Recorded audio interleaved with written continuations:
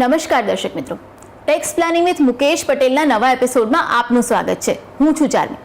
ગયા એપિસોડમાં આપણે વાત કરી સ્થાવર મિલકત પર મૂડી નફાની કરપાત્રતાની, અને આ વખતે હવે વાત કરવાની છે કે જ્યારે તમે કોઈ પણ સ્થાવર મિલકત ખરીદો અથવા તો વેચો તો એ વખતે આવકવેરાના પોઈન્ટ ઓફ વ્યૂથી શું ધ્યાનમાં રાખવાનું છે.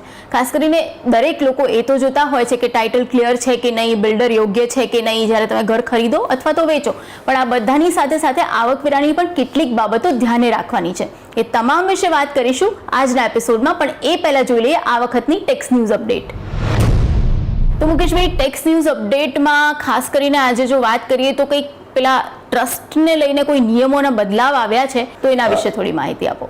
હવે આમ તો આ વાત જે છે એને ગત વર્ષના 2020ના બજેટ સાથે અને કનેક્શન છે, અને આ જોગવાઈ ચારમી જો તમને ખ્યાલ હોય તો 1 જૂન 2020થી એ અમલી બનવાની હતી, પણ COVID-19ને કારણે એને એ લોકોએ ઠેલી ઓક્ટોબર સુધી, અને પછી એમ લાગ્યું કે ભાઈ 2020-21માં તો એનો અમલ નહીં થઈ શકે, એટલે ફાઇનલી એને 1 એપ્રિલ 2021.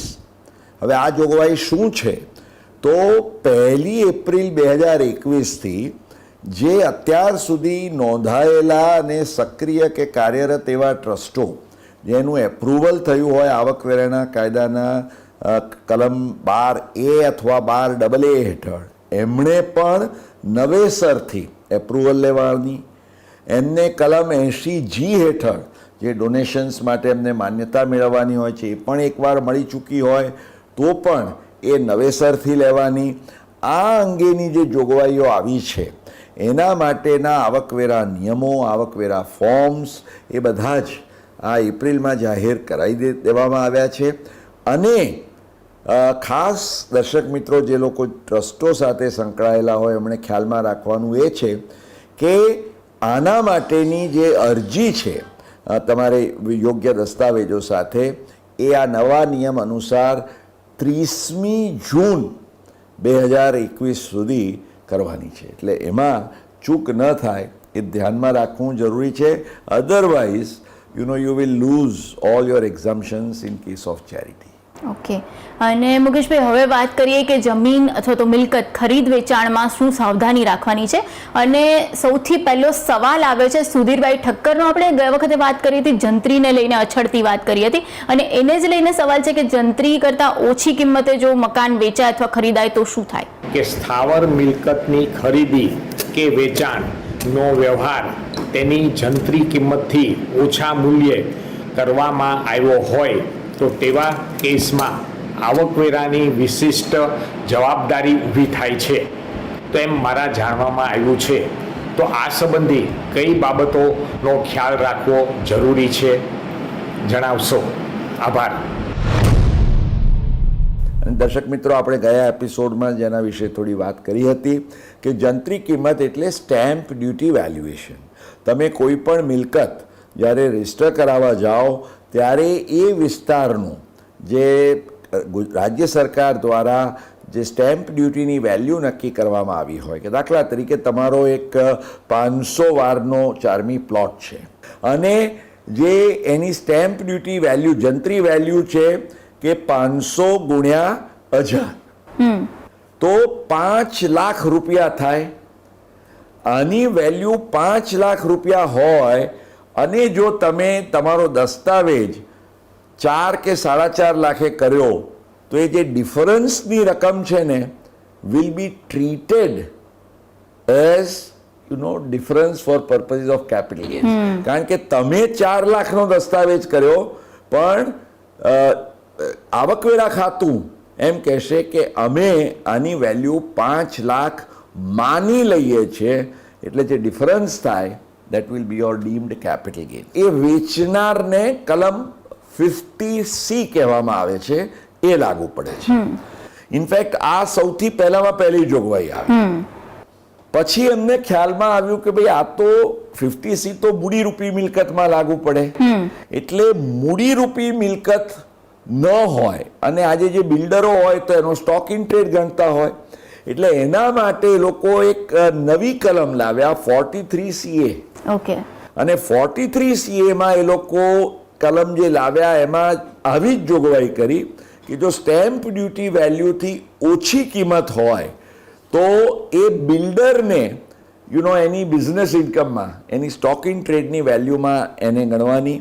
અને એટલે એ લોકો જે થર્ડ પ્રોવિઝન લાવ્યા એ કલમ 56 હેઠળ જે ઇન્કમ ફ્રોમ અધર સોર્સિસની ગણતરી કરવામાં આવે છે, તો એ 56(2) હેઠળ પણ જો આવો ડિફરન્સ હોય, એટલે તમે બિલ્ડર પાસેથી ખરીદતા હો કે કોઈની પાસેથી સેકન્ડ હેન્ડમાં મકાન ખરીદતા હો, તો એ વેચનારને 50C કે 43C એ લાગે અને ખરીદનારને 56(2) હેઠળ એ income from other sources.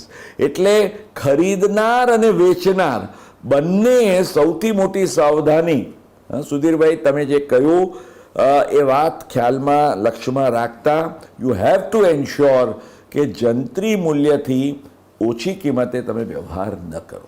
Okay.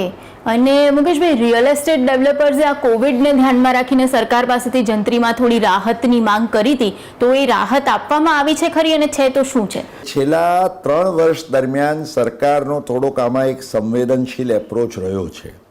પહેલાં એ લોકોએ એમ કહ્યું કે ભાઈ આ બિલકુલ વોટર ટાઇટ કમ્પાર્ટમેન્ટ રાખો તમે. ઘણીવાર કેવું થાય કે આ જંત્રી એ ટકે શેર ભાજી ને ટકે શેર ખાજા જેવું છે. કેટલીક ઝીણી ઝીણી બાબતો હોય, હવે કોઈનો વાઘમુખી પ્લોટ હોય, કોઈનો કંઈક જરા વિચિત્ર આકારનો હોય, બે જોડે જોડે હોય, પણ બંનેની કિંમત સરખી કેવી રીતે ગણો? એટલે ક્યાંક ને ક્યાંક તો ફરક આવી શકે. એટલે એ લોકોએ કહ્યું કે ભાઈ ચાલો અમે પહેલા 5% અને પછી જે પર્ટિક્યુલરલી 20-21ની વાત કરીએ ગત નાણાકીય વર્ષ દરમિયાન, તો આ 10%નું ગત નાણાકીય વર્ષથી 10%નું કુશન છે. માની લો કે તમારો જંત્રી રેટ કોઈ એક એરિયાની અંદર 50,000 રૂપિયે વાર ચાલી રહ્યો છે, તો એના 10% થાય 5,000. એટલે તમે જો 45,000 સુધી પણ એનું તમે કર્યું હોય, પણ 45થી ઓછું કરો તો પેલું 10% બાદ નથી મળતા. 45,000 થી 50,000ની વચ્ચે હોય તો કોઈ ડિસ્ટર્બન્સ નહીં થાય, પણ if it is less than 45,000 તે આખો ડિફરન્સ તમારો આવકમાં ગણાશે. એક તો એ ખ્યાલમાં રાખવાનું છે. પણ આ તમે જે કોવિડની વાત કરીને એમાં એક રિયલ એસ્ટેટ સેક્ટરની માંગ હતી, એટલે કે ભાઈ આ કોવિડમાં અમારા મકાનો વેચાતા નથી, કે સરકારે, નિર્મલાજીએ તે વખતે નાણામંત્રી તરીકે એક જે આત્મનિર્ભરનું જે રાહત પેકેજ આપ્યું એમાં એક સ્પેશિયલ જોગવાઈ લાવ્યા કે જે ઘરો સ્ટોક ઇન ટ્રેડ તરીકે આ બિલ્ડરો પાસે પડી રહ્યા છે, જેમને 43CA લાગુ પડતું હોય છે, અને જેને પહેલી વાર ખરીદવા છે, કે જેને જંત્રી ભાવથી ઓછા ખરીદે તો 56(2) એ ખરીદે, તો ભલે 10%નો સામાન્ય નિયમ હોવા છતાં આ કોવિડ કાળના વર્ષ દરમિયાન અને ઇવન આ વર્ષના 4મી 30મી જૂન 2021 સુધી જો કોઈ ઘર ખરીદવામાં આવે તો 20%નો પણ તફાવત હોય એને માન્ય રાખવામાં આવે છે. That is a special provision, but it will and on 30th જૂન. ત્યાર પછી 10% વાળો નિયમ ચાલશે. એમાં અલબત્ત એક એ લોકોએ શરત એ રાખી છે કે જે ઘર હોય એ 2 કરોડ રૂપિયાના મૂલ્યની અંદરનું હોવું જોઈએ. એટલે પેલી અલ્ટ્રા લક્ઝરી પ્રોપર્ટીઝ હોય 5 કરોડ 7 કરોડ, એને આ લાભ 20%નો નહીં મળે. એમના માટે તો પેલો સામાન્ય 10%નો નિયમ જ રહે. બીજા કેસીસમાં 30મી જૂન સુધી બિલ્ડર પાસેથી, એ પણ તમે જો પ્રાઇવેટ ટ્રાન્ઝેક્શન હોય તો નહીં, બિલ્ડર પાસેથી ખરીદતા હો તો 20% up to 30th June. Okay. પણ મુકેશભાઈ, ક્યારેક એવું બને કે તમે જ્યારે વેચવાનું નક્કી કર્યું અથવા તો જ્યારે ડીલ થઈ ત્યારે જે હોય જંત્રીની કિંમતો નીચી હોય, પણ પછી જ્યારે પૈસા ચૂકવવાના આવ્યા કે દસ્તાવેજ કરવાનો આવ્યો ત્યારે જંત્રીની કિંમતો બદલાઈ ગઈ હોય, તો એમાં શું કરી શકાય? એને લઈને સવાલ આવે છે હિતેશભાઈનો. ઘણીવાર એવું બને કે બાનાખત કરાયા બાદ સ્થાવર મિલકતની જંત્રી કિંમતમાં સરકાર દ્વારા વધારો જાહેર કરવામાં આવે. આવા કેસમાં બાનાખત સમયે નક્કી કરાયેલ વેચાણ કિંમત યોગ્ય હોવા છતાં સેલ ડીડ વખતે સ્ટેમ્પ ડ્યુટી વેલ્યુ વધી જતા ઇન્કમ ટેક્સમાં કોઈ પ્રોબ્લેમ ઊભો થઈ શકે? Thank you. તમે બાનાખત કર્યું, તમને ખબર નથી, કારણ કે તમારે દસ્તાવેજ કરવામાં 6 મહિના કે કોઈ વાર 8-10 મહિના લાગે. જો મોટી રકમ હોય તો ટુકડે ટુકડે, અને જ્યારે ફાઇનલ ઇન્સ્ટોલમેન્ટ આવે ત્યારે તમે ફાઇનલ દસ્તાવેજ કરો. હવે તમે કહ્યું એ પ્રમાણે બાનાખત કર્યું અને એકચ્યુઅલી તો જંત્રી કિંમત ચાર્મી ક્યારે ગણવાની છે? As on the cell date, કારણ કે કેપિટલ ગેઇન તો ત્યારે રાઇઝ થાય. તો સેલ ડેટ વખતે વચગાળાના સમયમાં જેમ હિતેશભાઈએ કહ્યું એમ જંત્રીમાં વધારો થઈ ગયો તો ખરી પરિસ્થિતિ ઊભી થાય. થોડાક વર્ષો પહેલાં આ પરિસ્થિતિને લક્ષ્યમાં રાખીને એ લોકો એક સ્પેશિયલ રિલીફ 50C હોય, 43CA હોય કે 56(2) હોય, બધામાં એ લાવ્યા ખરીદનાર વેચનાર બધાના માટે કે બાનાખત સમયે જો તમે કિંમત જે નક્કી કરી હોય અને એ જ કિંમત તમે જો વેચાણમાં રાખો અને આ જંત્રીમાં વધારો થયો હોય તો પણ આ નિયમ લાગુ નહીં પડે તમને, ને તમને એ બાનાખતની કિંમતનો લાભ મળશે.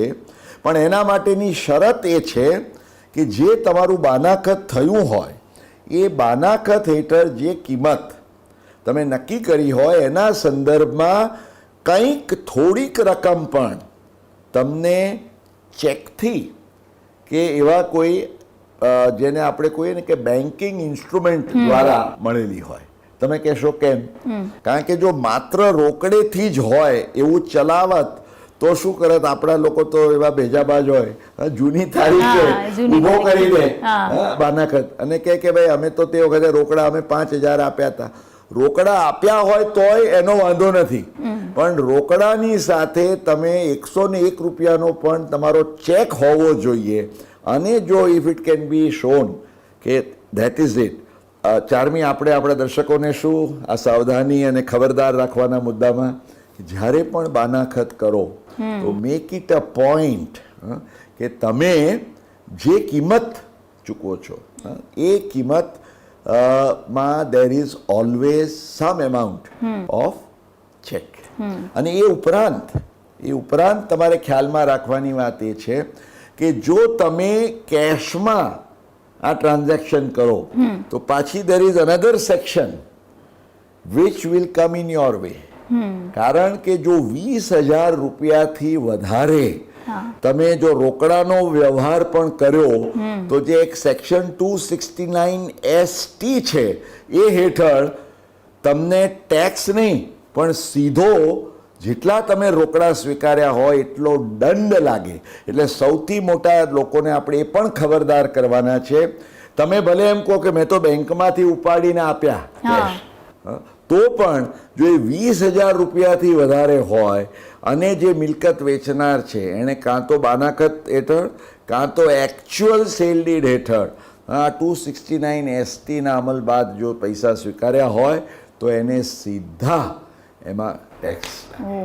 આ તો બહુ જ ધ્યાનમાં રાખવાની બાબત છે કે તમે કંઈ પણ ટ્રાન્ઝેક્શન કરો તો એ ચેકથી કરો. પણ મુકેશભાઈ, ઘણીવાર એવું થાય કે તમારે જમીન વેચવી નથી પણ કોઈ રીતે કમ્પલસરી હસ્તાંતરણમાં આવે છે કે સરકારનો કોઈ પ્રોજેક્ટ બની રહ્યો છે કે, તો એમાં એવા કેસીસમાં શું થાય એને લઈને સવાલ આવે છે જયેન્દ્ર તન્નાનો. મિલકતના ફરજિયાત સંપાદન બદલ મિલકતના માલિકને વળતર ચૂકવવામાં આવે છે. ફરજિયાત ઇક્વિઝિશનના આવા કેસમાં જે વળતર મળે છે તે કરપાત્ર ગણાય.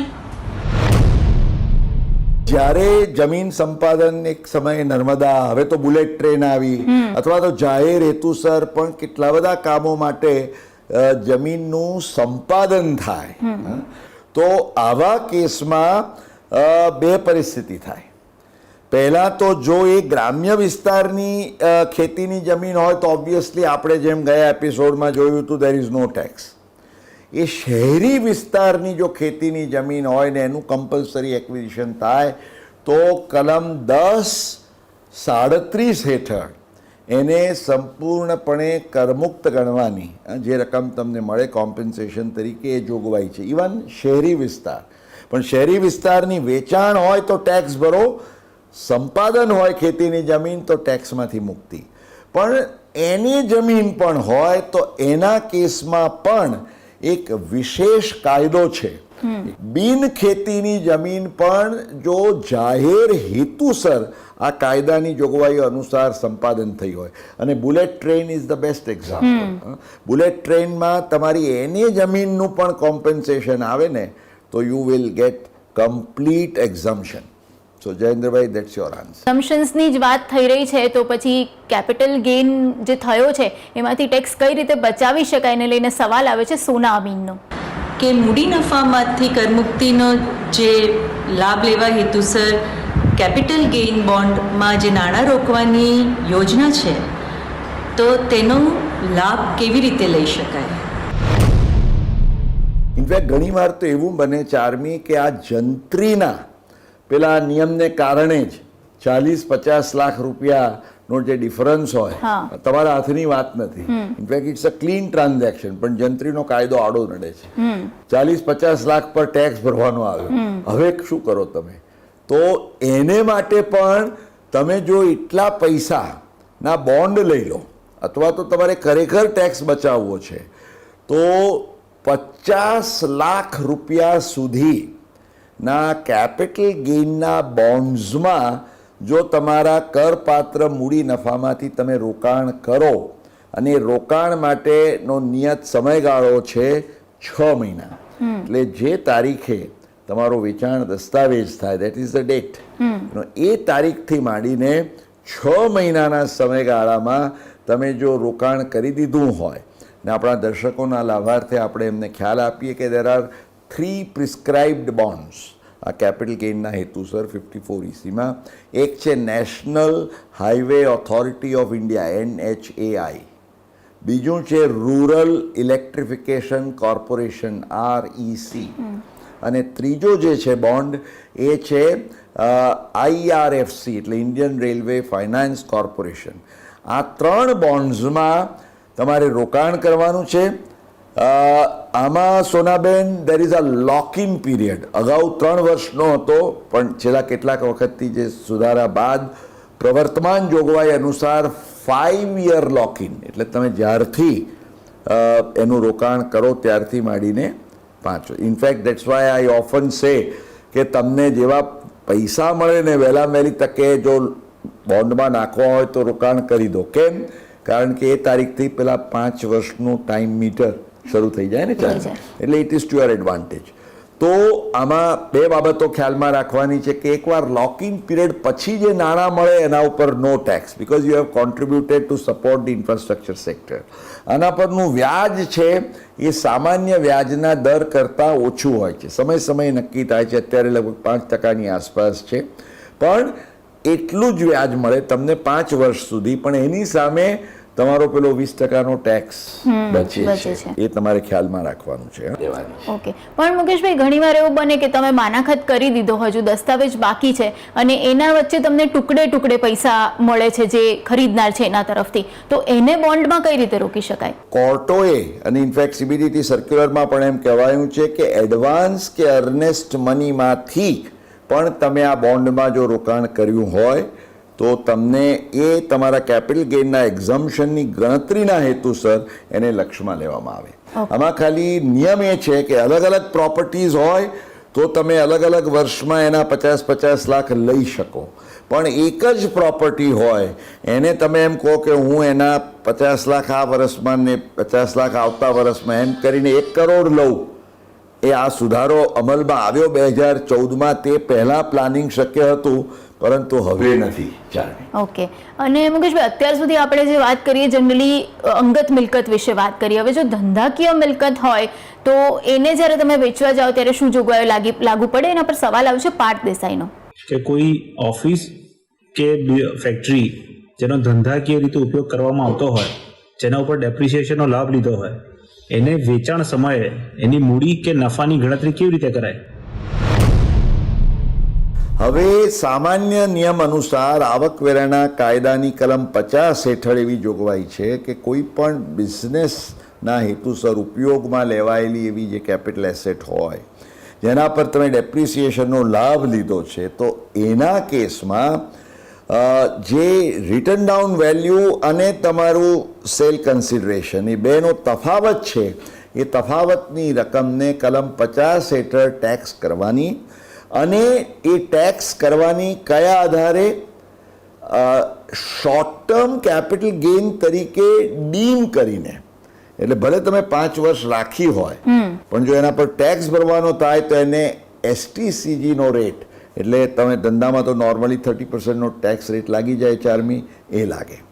પણ Parth the good news is કે ગુજરાત હાઈકોર્ટથી માંડીને અનેક હાઈકોર્ટોને હવે તો સુપ્રીમ કોર્ટની પણ મહોર એના પર લાગી ગઈ છે અને ચુકાદાઓમાં એમ કહેવામાં આવ્યું છે કે જો તમે તમારી ધંધાકીય મિલકતનું જે તમારું વેચાણ અવેજ છે એનો ઉપયોગ, માની લો કે તમે આ 54 ECના બોન્ડ્સ હેઠળ રોકાણ કરવામાં કરો છો તો તમને લાભ મળે કે કેમ, અથવા તો તમે રહેઠાણના ઘર માટે, આપણે આવતા એપિસોડમાં જેના વિશે વાત કરવાના છીએ, એમાં તમે ઉપયોગ કરો તો મળે કે કેમ? The answer is yes. કારણ કે કોર્ટોએ એમ કહ્યું કે ભાઈ આ એસેટ તો લોંગ ટર્મ છે, જો એને કરપાત્ર ગણવાનો હોય નફો તો એને ડીમ્ડ શોર્ટ ટર્મ તરીકે ગણવાનો છે, પણ જો કરપાત્ર ન હોય, કરમુક્તિનો લાભ લેતા હો, તો જે કરમુક્તિનો લાભ તમને લાંબા ગાળાના મૂડી નફા માટે મળે છે તે બધો જ લાભ આના માટે પણ મળે. એટલે that's the good news for Parth. તો દર્શક મિત્રો, કોઈ પણ મકાન અથવા તો મિલકતનું ખરીદ વેચાણ કરતી વખતે કઈ કઈ બાબતોની સાવધાની રાખવી એના વિશે આપણે વાત કરી છે, પણ સાથે સાથે મૂડી નફાની કરમુક્તિનો લાભ કઈ રીતે લઈ શકાય એના વિશે પણ આવનાર એપિસોડમાં વાત કરીશું. તો તમને પણ કોઈ પણ મૂંઝવણ સતાવતી હોય ટેક્સને લઈને અથવા તો કોઈ પણ સવાલ હોય તો એ સવાલ તમે અમને પૂછી શકો છો ઈમેલ દ્વારા અથવા તો વોટ્સએપથી વિડીયો રેકોર્ડ કરીને. તો જોતા રહેજો tax planning with Mukesh Patel.